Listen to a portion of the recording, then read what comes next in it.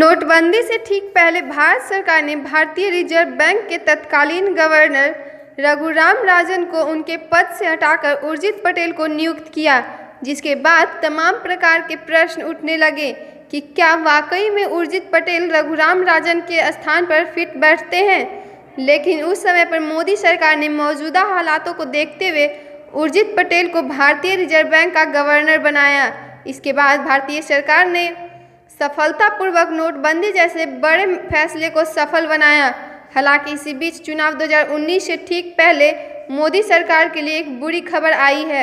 दरअसल चुनाव 2019 से ठीक पहले भारतीय रिजर्व बैंक के गवर्नर उर्जित पटेल ने इसका इस्तीफा दे दिया।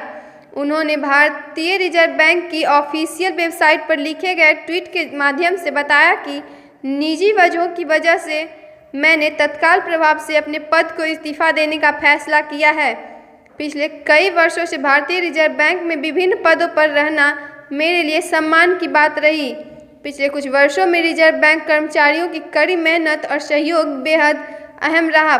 इस मौके पर अपने सहयोगियों और रिजर्व बैंक के डायरेक्टर के प्रति आभार व्यक्त करना चाहता हूं और भविष्य के लिए उन्हें शुभकामनाएं देता हूं। गौरतलब है कि कुछ समय पहले भारत सरकार ने सेक्शन 7 के तहत अपनी शक्तियों का इस्तेमाल करते हुए रिजर्व बैंक को अपने नियंत्रण में लेने का फैसला किया था, जिसे भारतीय रिजर्व बैंक की स्वायत्तता में सबसे बड़ा हस्तक्षेप माना जा रहा था। इसी फैसले को लेकर भारत सरकार और रिजर्व बैंक के बीच मतभेद चल रहा था, जिसके बाद 9 दिसंबर को उर्जित पटेल और भारत सरकार के बीच एक मुख्य बैठक भी हुई।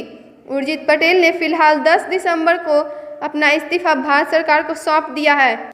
इसके बाद भारत की राजनीति में काफ़ी ज़्यादा बवाल मचा हुआ है, जिसके बाद मोदी सरकार पर कई प्रकार के बड़े आरोप लग चुके हैं।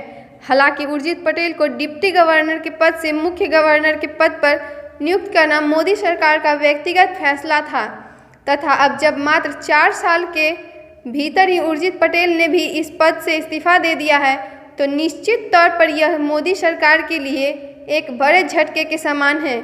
लेकिन इस पूरी घटना चक्र के बारे में आप क्या सोचते हैं? क्या वाकई में उर्जित पटेल के द्वारा इस्तीफा देने से मोदी सरकार को कोई बड़ा झटका लगा है? यह आप हमें कमेंट बॉक्स में ज़रूर बताएं।